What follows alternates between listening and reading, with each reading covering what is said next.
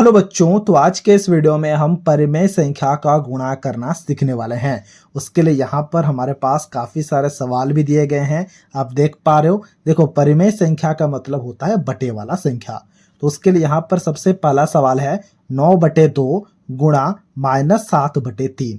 तो इस तरह के गुणा को हम कैसे करेंगे वही हम इस वीडियो में सीखने वाले हैं। देखो, यहाँ पर जो -7 आ गया है ना, ये हमारा थोड़ा सा हटके है। तो इसको टैकल करने के लिए हमारे पास में कुछ फॉर्मूलाज हैं, जरा ध्यान से देखना। इन सारे फॉर्मूला का भी हम यहाँ पर इस्तेमाल करने वाले हैं। तो ये वीडियो बहुत ही मजेदार वीडियो होने वाला है बच्चों, इसीलिए इस वीडियो को एक लाइक जरूर कर देना। और कुछ इसी प्रकार के वीडियोस को देखने के लिए आप हमारे चैनल को भी सब्सक्राइब कर सकते हो। तो सबसे पहले सवाल को बनाते हैं। सबसे पहला सवाल है 9/2 गुणा -7/3। तो इसके लिए हम यहाँ पर बराबर का चिन्ह देंगे उसके नीचे और एक बड़ा सा बटा बनाएंगे। ठीक है। अब देखो, ऊपर वाले संख्या को ऊपर वाले संख्या के साथ गुणा करना है, नीचे वाले संख्या को नीचे वाले संख्या के साथ गुणा करना है। तो ऊपर में 9 है सबसे पहले, तो हमने 9 लिखा, गुणा का चिन्ह है, फिर हमने गुणा दिया। यहाँ पर -7 है ना, तो इसीलिए इसको हमने ब्रैकेट के अंदर में लिखा -7। ठीक है। फिर नीचे 2 है तो हमने 2 लिखा, गुणा का चिन्ह है तो गुणा का चिन्ह दिया। यहाँ पर 3 है तो हमने यहाँ पर 3 लिखा। अब देखो, ऊपर नीचे कुछ भी कट रहे हैं, बिल्कुल कट रहे। देखो, 3 एकम 3, 3 तिया 9। मतलब हमारे पास में बचा क्या, जो भी बचा है उसे अब हम यहाँ पर नीचे लिखते हैं। मतलब हमारे पास में बचा है 3 गुणा -7 बटे 2 गुणा 1। ठीक है। अब बताओ, अब हम इस गुणा को कैसे करेंगे। किसी भी संख्या में अगर माइनस नहीं लगा है, इसका मतलब क्या है ना, उस संख्या के पहले में प्लस लगा हुआ है। इसे हम मान के चलते हैं हमेशा। तो सबसे पहले 3 गुणा 7 करो। 3 गुणा 7 क्या होगा बताओ। 3 गुणा 7 हो जाएगा 21। तो हमने यहाँ पर 21 लिखा। ठीक है। अब बताओ, यहाँ पर प्लस है, यहाँ पर माइनस है, इनका भी हमें गुणा को करना है। तो उसके लिए यहाँ पर फॉर्मूला जरा ध्यान से देखना। अगर कभी भी प्लस गुणा माइनस आ जाए तो हमेशा माइनस ही आंसर होता है। देखो, यहाँ पर भी प्लस गुणा माइनस है तो माइनस आ जाएगा।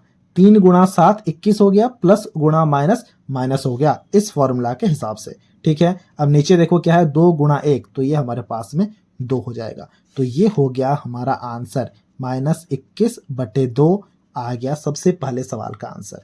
इसी प्रकार से दूसरे सवाल को भी बनाते हैं। दूसरा सवाल में है क्या, देखो, दूसरा सवाल में है -4/5 गुणा 10/16। तो यहाँ पर भी बराबर का चिन्ह देंगे और एक बड़ा सा बटा बनाएंगे।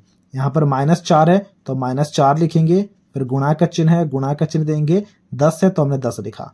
ऊपर वाले संख्या को ऊपर के साथ गुणा कर दिया, नीचे वाले संख्या को नीचे के साथ गुणा करना है। नीचे 5 गुणा 16, तो हम यहाँ पे लिखेंगे 5 गुणा 16। ठीक है। अब देखो, कुछ कट रहा है, बिल्कुल कट रहा है। देखो, 5 एकम 5, 5 दूनी 10। और कुछ कट रहा है, और भी कट रहा है। देखो, 2 अट्ठे 16, 2 एकम 2।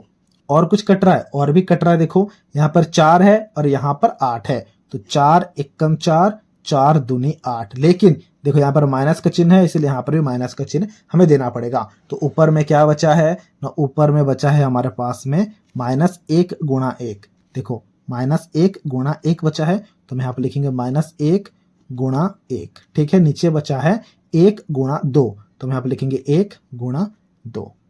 अब देखो, यहाँ पर -1 है, गुणा है और खाली 1 है। खाली 1 का मतलब क्या होता है, खाली 1 का मतलब +1 है। बात समझ पा रहे हो। फिर देखो, यहाँ पर 1 गुणा 1 तो हम यहाँ पर निकाल लेंगे, वो क्या आ जाएगा, 1 गुणा 1 1 आ गया। लेकिन माइनस गुणा प्लस है, इसका मतलब क्या होगा, उसके लिए भी हमारे पास में फॉर्मूला है। देखो, अगर कभी भी माइनस गुणा प्लस आ जाए तो वो भी माइनस होता है। यहाँ पर भी देखो, माइनस गुणा प्लस है तो चिन्ह हमारे पास में माइनस आ चुका है। और यहाँ पर 1 गुणा 2 है तो ये 2 हो जाएगा। तो -1/2 आ गया है दूसरे सवाल का आंसर। तो इसी प्रकार से अब हम हमारे तीसरे सवाल को बनाते हैं। तीसरा सवाल में है -2/5 गुणा -3/4। तो हम यहाँ पर बराबर का चिन्ह देंगे और एक बड़ा सा बटा बनाएंगे। ऊपर वाले संख्या को ऊपर से गुणा करेंगे। देखो, -2 गुणा -3 है, तो ब्रैकेट में लिखेंगे -2 गुणा -3। ठीक है।